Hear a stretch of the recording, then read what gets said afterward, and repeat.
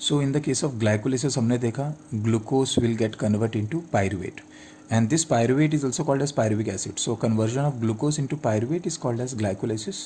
अब ये जो pyruvate है वो कन्वर्ट हो जाता है एसिटाइल कोएंजाइम में. अब दो पायरुवेट यहाँ पे बने तो कितने एसिटाइल कोएंजाइम में बनेंगे? दो एसिटाइल कोएंजाइम ए. अब एक एसिटाइल कोएंजाइम ए जाएगा क्रेब्स साइकिल में, मतलब पहले एसिटाइल कोएंजाइम में ये वाला जाएगा क्रेब्स साइकिल में और उसके बाद ये वाला जाएगा क्रेब्स साइकिल में. अभी फर्स्ट जब जाएगा तो क्या होगा वो हम लोग देखते हैं.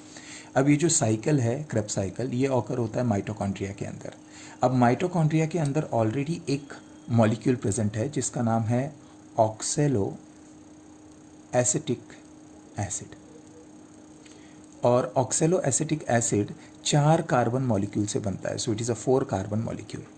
Acetyl coenzyme A is a 2 carbon molecule. ये दोनों मॉलिक्यूल एक दूसरे के साथ फ्यूज्ड होते हैं, रिएक्ट करते हैं और दोनों के फ्यूजन की वजह से एक 6 कार्बन मॉलिक्यूल बनता है जिसका नाम है सिट्रिक एसिड.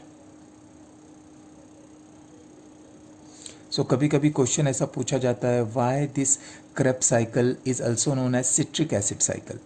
क्योंकि जो फर्स्ट मॉलिक्यूल बनता है, फर्स्ट मॉलिक्यूल जो स्टेबल मॉलिक्यूल बनता है वो होता है citric acid and hence Krebs cycle is also called as citric acid cycle क्योंकि पहला जो मॉलिक्यूल है वो सिट्रिक एसिड है.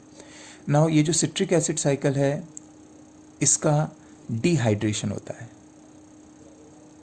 मतलब ये जो सिट्रिक एसिड है इसमें से पानी बाहर निकल जाता है, डिहाइड्रेशन हो जाता है इसका, जिसकी वजह से it get convert into sis aconitate. अब सिस एकोनिटेट अंडर को हाइड्रेशन, मतलब जो पानी इसने खोया था वापस इसको मिल गया तो ये चेंज हो जाता है आइसोसिट्रेट में. अब citric acid is a 6 carbon molecule. अभी तक कार्बन एक भी बाहर नहीं निकला है तो सिस एकोनिटेट भी कैसा रहेगा? 6 कार्बन मॉलिक्यूल. आइसोसिट्रेट भी कैसा रहेगा? 6 कार्बन मॉलिक्यूल. अब ये जो 6 कार्बन मॉलिक्यूल है आइसोसिट्रेट, इसमें से बाहर निकल जाता है कार्बन. कार्बन डाइऑक्साइड बाहर निकला है तो इस प्रोसेस को हम लोग बोलते हैं डी कार्बोक्सिलेशन. मतलब आइसोसिट्रेट में से जब कार्बन बाहर निकला तो उसको हम लोग बोलेंगे डी कार्बोक्सिलेशन. उसके साथ साथ NAD नाम का मॉलिक्यूल प्रेजेंट रहता है माइटोकॉन्ड्रिया के अंदर और इसमें से हाइड्रोजन भी बाहर निकलता है और वो हाइड्रोजन पकड़ लेता है NAD जिसकी वजह से फॉर्मेशन होता है NADH2 का. हाइड्रोजन जब बाहर निकला तो उसको हम लोग बोलेंगे डीहाइड्रोजिनेशन. कार्बन जब बाहर निकला तो उसको हम लोग बोलेंगे डी कार्बोक्सिलेशन. तो हम ऐसा बोल सकते हैं isocitrate undergo D carboxylation, decarboxylation as well as dehydrogenation. और जब ये दोनों चीज़ हो जाएगी, डीकार्बोक्सिलेशन भी हो जाएगी, डीहाइड्रोजिनेशन भी हो जाएगा, तो ये isocitrate will get convert into alpha keto glutarate. Now this alpha keto glutarate also undergo decarboxylation and dehydrogenation. मतलब कार्बन डाइऑक्साइड भी बाहर निकलेगा और हाइड्रोजन भी बाहर निकलेगा जिसको पकड़ लेगा NAD, तो NAD कन्वर्ट हो जाएगा NADH2 में. तो अल्फा कीटो ग्लूटारेट बना देगा सक्सिनिल कोएंजाइम A. सो ये जो सक्सिनिल कोएंजाइम A है ये है 4 कार्बन मॉलिक्यूल. क्योंकि यहाँ एक कार्बन बाहर निकल गया था 6 कार्बन में से तो ये बन गया था 5 कार्बन मॉलिक्यूल. अब 5 कार्बन में से एक और कार्बन बाहर निकल गया तो ये बन गया 4 carbon molecule. Now this 4 carbon molecule succinyl coenzyme A gate convert into succinate and when it get convert into succinate उस टाइम पे ATP बनता है. तो सिंगल ATP मॉलिक्यूल बनता है when succinyl coenzyme A gate convert into succinate.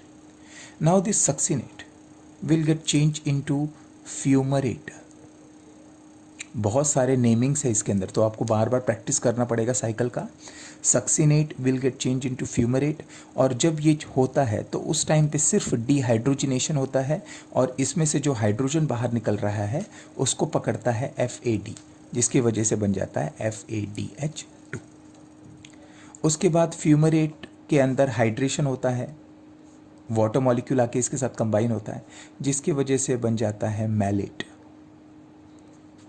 और ये mallet undergo dehydrogenation और यहाँ पे डीहाइड्रोजिनेशन करता है NAD जिसकी वजह से बन जाता है NADH2।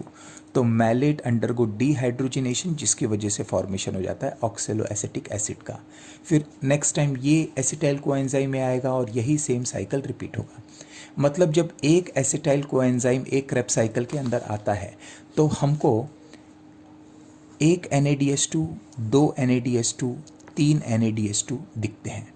मतलब 3NADH2 का फॉर्मेशन होता है एक क्रेब्स साइकिल में, और एक FADH2 का फॉर्मेशन होता है, और एक हमको ATP मिलता है।